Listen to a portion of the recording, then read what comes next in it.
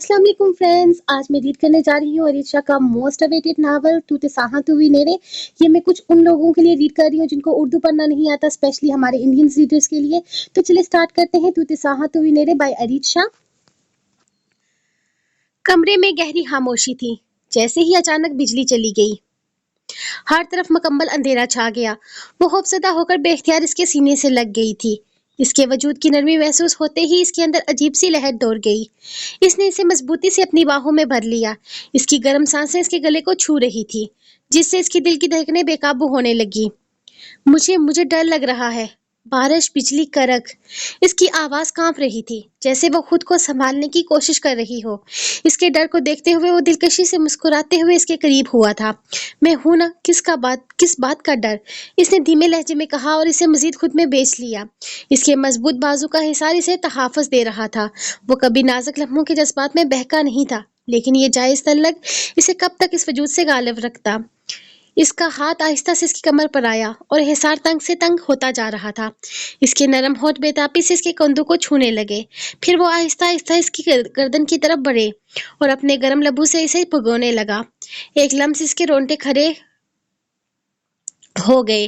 वो इसकी कुर्बत में जैसे पिघलने लगी थी। इसने फौरन पीछे होना चाहा, लेकिन मुकाबल की गिरफ्त बहुत सख्त थी। इसने एक ही झटके में इसे इसके सर से दुपट्टा हटाया और इसे परे फेंक दिया। इसके हाथ बेताबी से इसकी गर्दन पर फिरने लगे। हर लम्स में शिद्दत बढ़ती जा रही थी। इसने अपने अंगूठे से इसके नर्म होठों पर प्यार से लकीर बनाई, जैसे इन होठों की बनावट को महसूस कर रहा हो। फिर वो खुद पर काबू न रख सका और बेचैनी से इसके होठों को चूमने लगा। इसके बेताब लब इसके काबू में न थे। इसके हाथों की गिरफ्त बहुत ज्यादा सख्त थी। जब इसे अपनी कमीज की डोरियां खुलती हुई महसूस हुई, इसका दिल सीने की दीवारें तोड़कर बाहर आने को बेताब हो गया। नहीं, ये ठीक नहीं है। हमें ऐसा नहीं करना चाहिए। इसकी मध्यम आवाज निकली। इसके लहजे में हिचकिचाहट और खौफ साफ झलक रहा था। इसकी आंखें डर से फैली हुई थी, लेकिन इसके बावजूद इनमें एक अनजानी कशिश भी थी। मुकाबल ने अपना चेहरा इसके चेहरे के करीब किया। इनकी सांसें एक दूसरे में मदगम हो रही थी।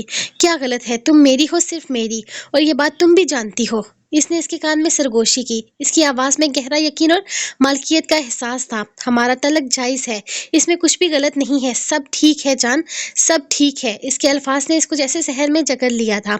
इसकी आंखें इसके चेहरे पर मरकूज थी। इसने इसे एहतियात से उठाया और नरमी से बेड पर लिटा दिया। इसके वजूद एक दूसरे के लिए बेकरार थे, एक ऐसी कुर्बत में बंधे हुए जहां मोहब्बत और तरफ अपनी इंतहा पर थी। अंधेरे में ही इसने अपने काले रंग की कमीज उतारी। बाहर से आती करकती बिजली की तेज रोशनी में मानिया की निगाहें इसके चौड़े मजबूत कंधों और गसलाती सीने पर टिक गई। इसकी दिल की धड़कनें दीवानावार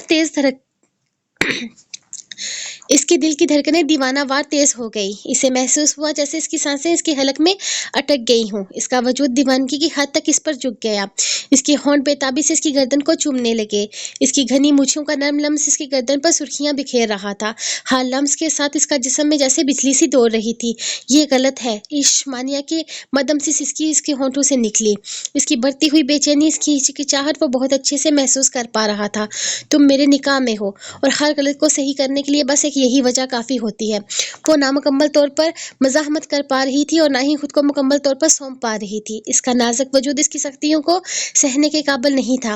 वो अंदर ही अंदर घबरा रही थी, जैसे कोई फूल तेज आंधी में हिल रहा हो।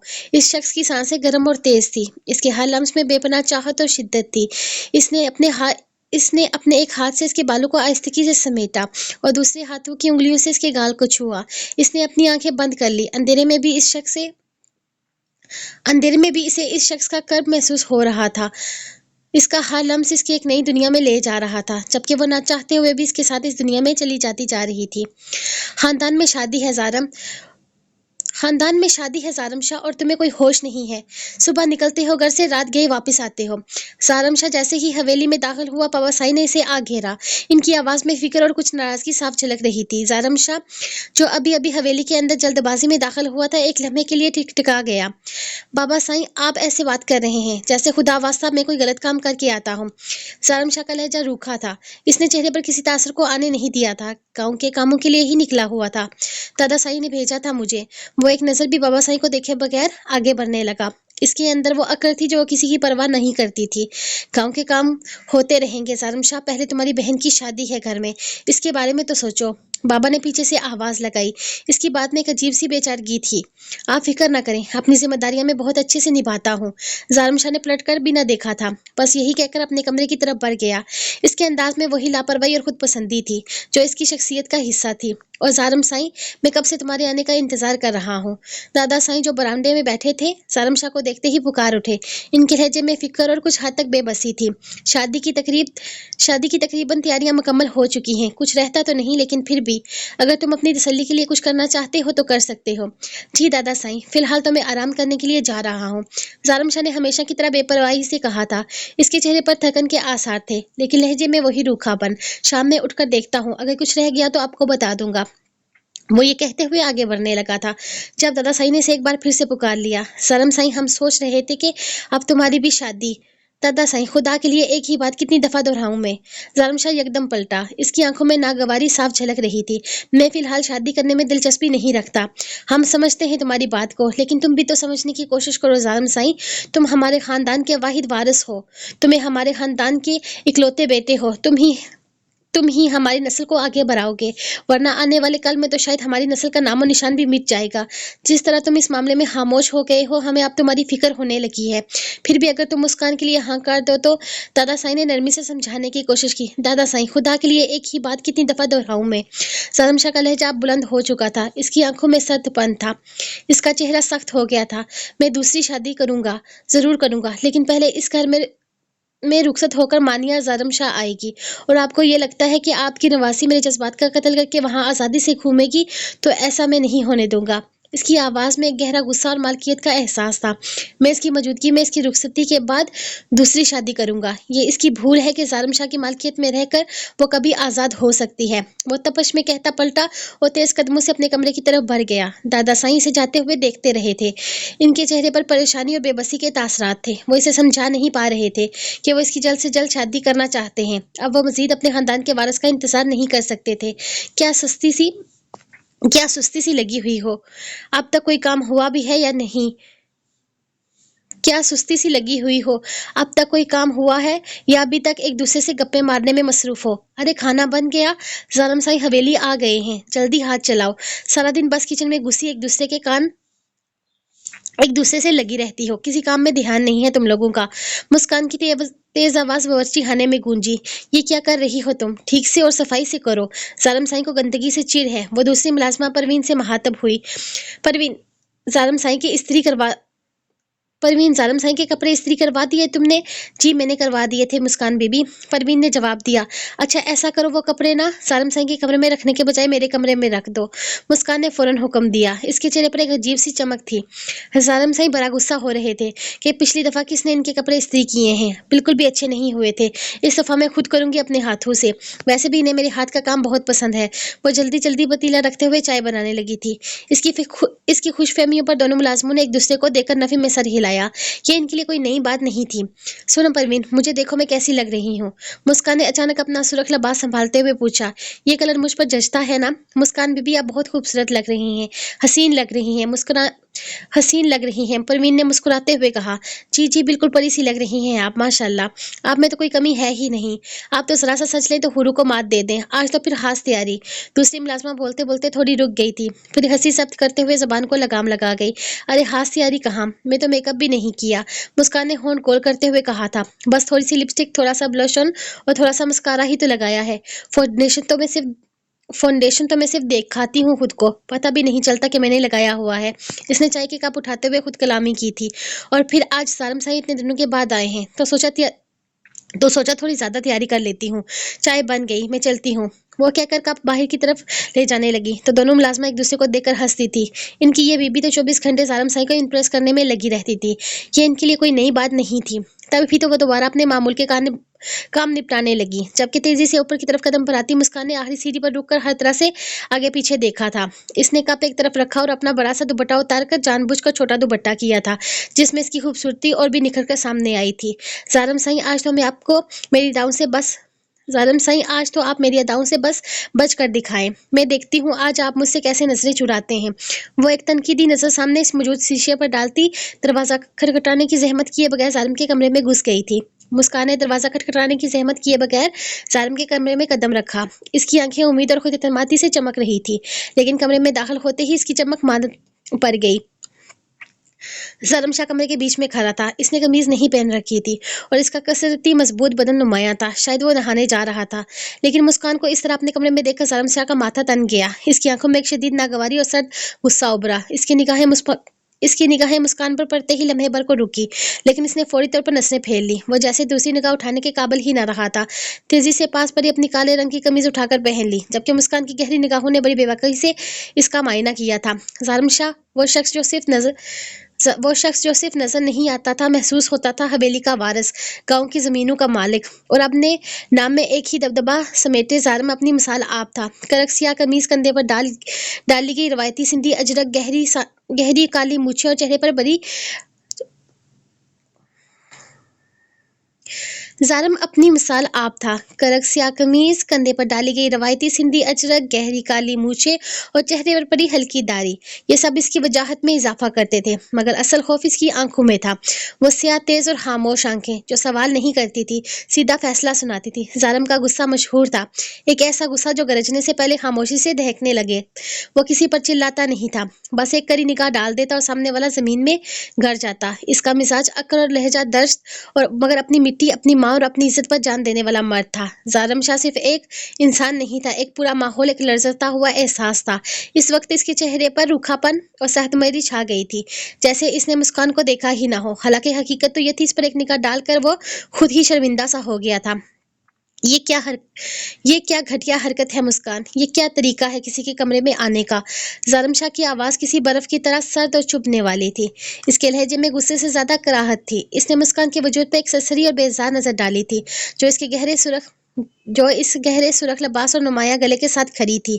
اس کے بعد وہ نگاہ اٹھانے کی ہمت نہیں کر پایا تھا، جبکہ وہ بے شرم لڑکی اب بھی تن کر اس کے سامنے کھڑی تھی۔ ظالم سائیں مسکان کے چہرے پر ہوائیاں اڑنے لگیں۔ اس کی تمام خوش فہمیاں ایک پل میں چکنا چور ہو گئی تھی۔ وہ میں چائے لے کر آئی تھی ظالم سائیں، اس نے لرزتی آواز میں کہا۔ اس کی نظریں ظالم کے پیروں پر جمی تھی۔ اس کی بے شرمی کا اب بھی کوئی جواب نہیں تھا۔ وہ اپنی طرف سے بہت مضبوط وجہ دے رہی تھی اس طرح سے کمرے میں آنے کی۔ چائے؟ اس کی آواز میں حقارت واضح تھی۔ تمہیں کس نے کہا کہ میرے کمرے میں چائے لے کر آنے کے لیے؟ کیا میں نے تمہیں کسی دن کہا تھا کہ مجھے چائے کی ضرورت ہے؟ ظالم سائیں، آپ باہر سے آئے ہیں، تھکے ہوئے ہیں، مجھے لگا آپ کو چائے پینی ہوگی، اسی لیے میں بنا کر لے آئی۔ اس کا یہ لب و لہجہ اسے پریشان کر گیا تھا۔ وہ کبھی بھی اچھے سے بات نہیں کرتا تھا، لیکن آج اس کے لہجے میں سرد میری ہمیشہ سے زیادہ تھی۔ تمہاری خدمتوں کی ضرورت نہیں ہے مجھے، اور نہ ہی یہ زحمت ادا کرنے کی ضرورت ہے، اور یہ جو بے شرمی اوڑھ رکھی ہے تم نے، اس کا اشارہ مسکان کے چھوٹے دوپٹے اور گہرے گلے والے لباس پر تھا، جس کی طرف اس نے دوسری نگاہ ڈالنا بھی اپنے لیے توہین سمجھا تھا۔ ان سب سے انجان نہیں ہوں میں، کوئی چھوٹی عمر کی نادان لڑکی نہیں ہو جو اس طرح کی نیچ اور گری ہوئی حرکتیں کرو گی۔ تمہارا یہ انداز حویلی کی تمام روایات کی خلاف ورزی کر رہا ہے۔ شرم نہیں آتی تمہیں تو یہ بھی نہیں پتا کہ حویلی میں عورتوں کی حیا کیا ہوتی ہے۔ یہاں عورتوں کے پاؤں تک ننگے نہیں ہوتے، اور تم یہ ننگ دھرنگ میرے کمرے میں چلی آئی۔ ظالم شاہ کے الفاظ کسی تعزینے کی طرح مسکان کے وجود پر برس رہے تھے۔ کیا تمہیں اتنا بھی نہیں پتا کہ کسی کے سامنے کیسے آنا چاہیے؟ کیا تمہیں یہ عزت دار خاندان رسوائی کے لیے ملا ہے؟ یہ گندی عورتوں والے کام چھوڑ دو۔ اس کے لہجے میں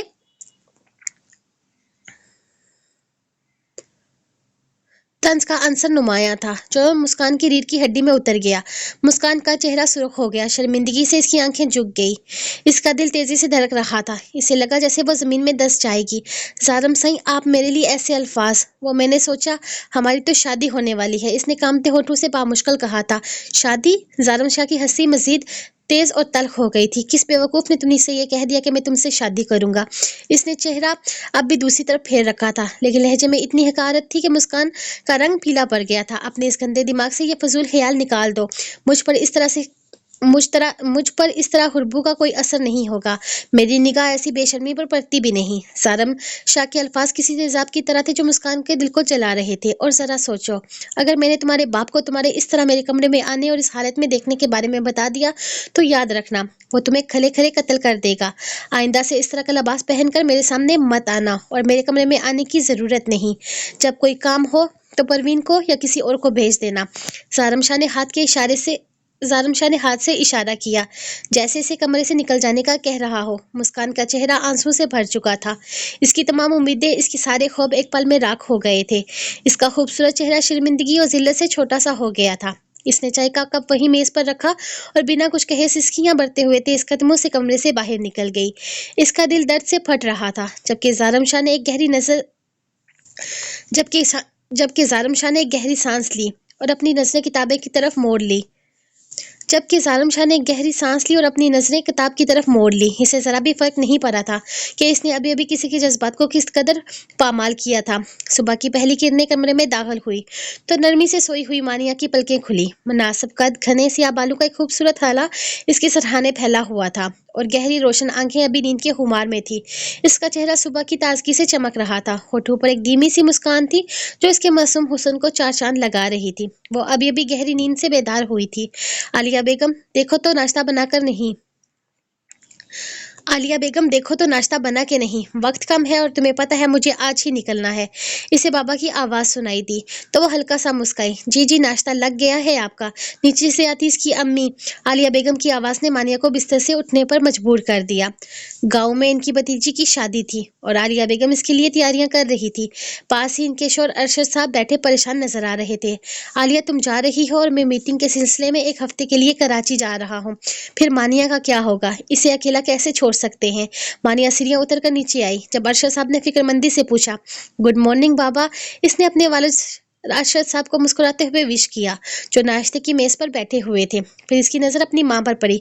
अस्सलाम वालेकुम मम्मी। इसने नरमी से इन्हें भी सलाम किया, जिन्होंने सिर्फ सर के इशारे से जवाब देते हुए इसे बैठने का कहा था। इनके चेहरे पर इसके लिए 3 साल पुराना रूखापन और नाराजगी वाजिया थी। बाबा बाबा, आप बेफजूल में परेशान हो रहे हैं। आप लोग आराम से जाएं, मामा भी शादी एंजॉय करेंगी और आप भी अपनी मीटिंग मुकम्मल करके वापस आ जाइएगा। मानिया ने अपने बाबा की तरफ देखते हुए कहा। और तुम? बाबा ने जैसे अपनी परेशानी की असल वजह बताई थी। मैं रह लूंगी घर पर, अपना ही तो घर है। नहीं बेटा, हम तुम्हें मुलाजमों के सहारे नहीं छोड़ सकते। आजकल तो सगे रिश्तों पर भी भरोसा नहीं किया जा सकता। अरशद साहब ने गहरी सांस ली। जवान जहान बच्ची है और मेरा मीटिंग में जाना बहुत ज़रूरी है। तुम्हारी अम्मी की भतीजी कि गांव में शादी है, इनका जाना भी लाजम है। उन्होंने अपनी बेगम की तरफ देखा। इसका बस एक ही हल है कि तुम भी गांव चली जाओ। बाबा ने काफी सोचते हुए जैसे किसी नतीजे पर पहुंचने का फैसला किया था। नहीं बाबा, ऐसा मुमकिन नहीं है। मानिया अचानक उठकर खड़ी हो गई थी। इसकी आंखों में एक असराब था, एक ऐसी बेचैनी जो इसे गाँव जाने से रोक रही थी। मैं कभी गाँव नहीं जाऊंगी। मेरा इस गाँव से कोई वास्ता नहीं है और ना ही इस हवेली से। वो एक नजर बाबा को देखते हुए एक निगाह अपनी माँ पर डालती निगाहें चुरा गई थी। कोई जरूरत नहीं है इसे वहां चलने की। आलिया बेगम गुस्से से बोली। मैंने अपने खानदान, अपनी बरादरी में खुद को शर्मिंदा नहीं करवाना। 3 साल पहले वैसे भी मेरी नाक कटवा चुकी है ये। मेरा मान, मेरा गुरूर तोड़ चुकी है ये। मैं भी अब इसे वहां कभी लेकर नहीं जाना चाहूंगी। इसके लहजे में शिद्दत गुस्सा था। मानिया की आंखों में पानी भर आया। वो खामोशी से पलटी और सिसकियां जब्त करते हुए अपने कमरे में बंद हो गई। अरशद साहब ने अपनी बेगम की तरफ देखा। इनके चेहरे पर अफसोस था। बेगम, थोड़ा सा तो लिहाज करके बोला करें, वो आपकी बेटी है। आपकी बेटी ने लिहाज किया है मेरा? आलिया बेगम ने तंज से कहा। कितने मान से मेरे भाई आया था इसका रिश्ता मांगने के लिए। मैं इस मामले में बहस नहीं करना चाहती। वो भी उठकर गुस्से से अपने कमरे में चली गई। अरशद साहब वहीं बैठे रह गए। इनके चेहरे पर बेबसी और परेशानी के गहरे साए थे। क्या मतलब है ज़ुबैदा? ऐसे कैसे तुम छुट्टियों पर जा सकती हो? आलिया बेगम का माथा तन गया था। इनके लहजे में परेशानी और गुस्सा नुमाया था। मैं तुम्हारे भरोसे ही मानिया को छोड़कर गाँव जा रही हूँ। इनकी मुलाजमा ज़ुबैदा सर झुकाए खड़ी थी। इसके हाथ आपस में मिल रहे थे। बीबी जी, मैंने बताया ना, मेरी बच्ची माँ बनने वाली है। आजकल में बच्चा होने वाला है। ऐसे में शोहर कमाएगा या इसका ख्याल रखेगा? दुनिया जहान में कोई है नहीं बेचारे का। मैं ही अपनी बेटी के लिए जाऊंगी ना। आप तो जानती हैं कि मेरा भी कोई नहीं है मेरी बेटी के अलावा। ज़ुबैदा ने दुखी आवाज़ में अपनी मजबूरी बयान की। लेकिन मेरी भी तो मजबूरी समझने की कोशिश करो ना ज़ुबैदा। सिर्फ एक तुम ही तो औरत हो इस घर में। बाकी माली या चौकीदार वो मेरी बेटी का ख्याल नहीं रख सकते ना। और ना ही मैं इन पर यकीन कर सकती हूँ किसी गैर मर्द पर। आलिया बेगम ने अपनी बेबसी का इजहार किया। तो बीबी जी, मेरी भी तो मजबूरी समझे ना। ज़ुबैदा ने मज़ीद इसरार किया। मैं तो आपसे तनहा भी एडवांस मांगने आई थी। वो परेशानी से हाथ मलने लगी। आलिया बेगम के चेहरे पर फिक्रमंदी की लकीरें गहरी हो गई। ये मसला तो वाकई इनके लिए बहुत बड़ा बन गया था। वो बेशक अपनी मानिया से नाराज थी, लेकिन इन्हें इसकी फिक्र खाई जा रही थी। जवान जहान बेटी थी। इसे मुलाजमों के भरोसे छोड़कर चली जाती तो कैसे चैन आता। شاہ خاندان جس کی جڑیں اس علاقے میں صدیوں سے گہری تھی، اب بھی اپنی